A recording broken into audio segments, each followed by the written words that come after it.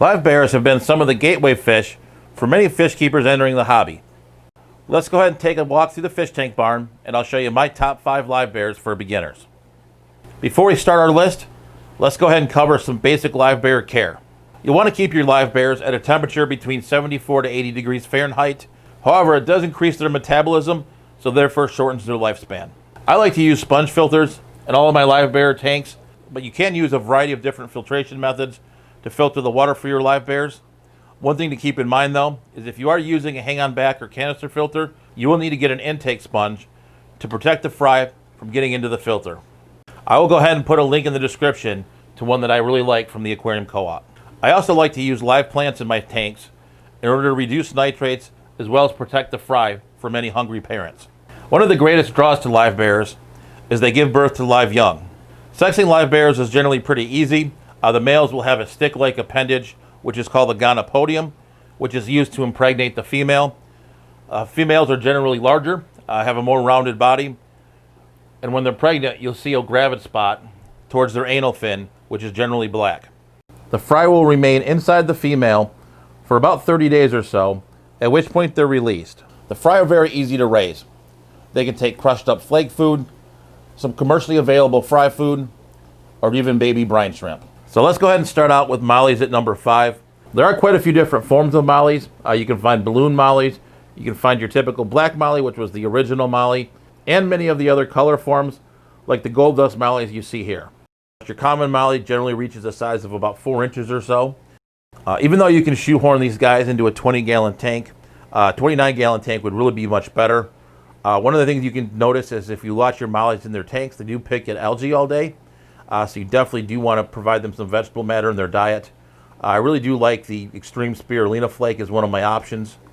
But generally we'll take a variety of foods. One thing we do want to keep in mind with mollies is that they are bred in countries where fresh water isn't abundant. A lot of mollies are either bred in full salt water or brackish water, which is part fresh and part salt. It is important to test our water to make sure that we're at the higher end of the pH and hardness scales. If you do happen to live in a state that has softer water, I would recommend aragonite or crushed coral as a substrate to buffer your water, and also looking into rocks that would raise the pH, like Texas Holy Rock or even Reef Rock. As with all aquarium fish, you want to start out with strong specimens to give yourself the best chance of success. You want to avoid fish that have lesions, funny looking growths, white spots, or any other deformities. This would also apply to any of the other fish in the tank in which your new fish is being housed. Mollies are great community fish and will go with a wide variety of different species. In the current tank, I'm keeping them with rainbow fish and gudeids, but you can keep them with a wide variety of fish such as tetras, rasboras, and bottom-dwelling species like catfish and bristlenose plecos. As long as you start out with good specimens and maintain the proper water quality, mollies really do make great hardy community fish. So next we're going to come to one of my personal favorites, the swordtail. Swordtails were one of my first fish that got me interested in the aquarium hobby. Since they are bigger fish, growing up to 6 inches long, I really like to put these guys in a tank like a 40 breeder or a 55. You can put them in a 29, but I really do enjoy them in the bigger tanks like the 55 or 40 breeder. I've even have some in a 75 as well. Swordtails are the easiest Livebearers to sex since the males do have the sword. Swordtail males can be extremely aggressive in chasing the females, so it is extremely important to keep a ratio of 2 to 3 females for every male swordtail in your tank. I've kept swordtails with a variety of tank mates. I've kept them with rainbow fish, plecos, mollies, and really a variety of other different fish. You can keep them with things like rasboras, Cory catfish, tetras. Just really keep them away from stuff that would nip at their fins. Obviously keep them away from like the African cichlids, the big South and Central American cichlids, things like that. One thing as well is I wouldn't keep them with platies just because of the interbreeding. They are from the same family, so you could definitely cause some hybridization issues if you were to start selling swordtails if you did keep them in a tank with platies.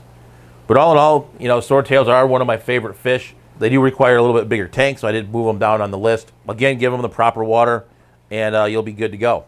Let's talk about one of the most iconic fish in the hobby, the guppy. Male guppies can reach about an inch, inch and a half in length, while females can get up to about 2 inches. I'd keep my guppies in a minimum of a 10-gallon tank, but I really like to keep them in a 20-gallon or even more. As we talked about with the Mollies, Guppies are raised in a very similar circumstance. You definitely want to make sure that you have your pH and hardness on point. Other than keeping them in hard water, you generally just want to keep them with tank mates that won't eat them. One of the things I really do enjoy with Guppies is that they are small enough to keep with cherry shrimp. None of the other fish that we mentioned earlier, like the Swordtails and the Mollies, I would keep with shrimp. But I would put the Guppies with shrimp, and they'll generally leave your shrimp alone. As with other fish, you can put them with Rasboras, tetras, or any of the other generally peaceful community fish. Although not as hardy as the fish coming up next on the list, Guppies are pretty hardy and will give you years of enjoyment as long as you attend to their basic care requirements. All right, we've now hit number 2 on our list. So let's go ahead and talk about Platies. There are actually 2 forms of Platy that are available in the aquarium trade. The first Platy we'll talk about is the common Platy, or the Xiphophorus maculatus. These are your typical like red brick, Mickey Mouse, or a lot of the other varieties that you'll find at your local pet store. These guys have care requirements much like your Swordtails, temperature range, hardness, and everything else. But the one fish I really do want to cover under Platies are the variatus, or the Xiphophorus variatus. You can find these a lot of times locally as your sunset variatus, though it does come in a lot of other color forms as well. These fish are very hardy, can tolerate a wide range of water conditions and hardness, and also a wide temperature range, even going into the 60s. Both types of Platies are bulletproof. I mean, they are pretty tolerant of beginner mistakes, tolerant of changes in their water conditions as long as it's not too drastic. A lot like the Guppies, you could keep them in a 10-gallon, but I really like putting these in a 20 or even a 29 and really letting the colony breed out. Again, tank mates would be very similar to a lot of the other fish, your typical peaceful community type fish. And then one of the other things that I do kind of like about the variatus Platies is you can put them with some cooler water fish as well. I do keep mine with Guppies, which is a cooler water live bearing species. I would even recommend a variatus Platy as a beginning fish keeper's first fish. We've made it to our number 1 fish, which is truly a great beginner fish, the Endler. There really are a couple of things that do set the Endlers apart. So Endlers are very tolerant of a wide variety of water parameters. They can go to the cooler end of the tropical scale, not even needing a heater, and can handle the higher end of the tropical range, getting up close to 80. Since male Endlers only get to about 1 inch long and females are only about 1.5 inches, they are good for a 10-gallon tank. You can set your Endlers up in there and they'll do just fine. Since they are so peaceful, Endlers do great with a variety of your smaller community type fish. So if I were a new tropical fish keeper getting into tropical fish, I would definitely choose the Endler as my first option.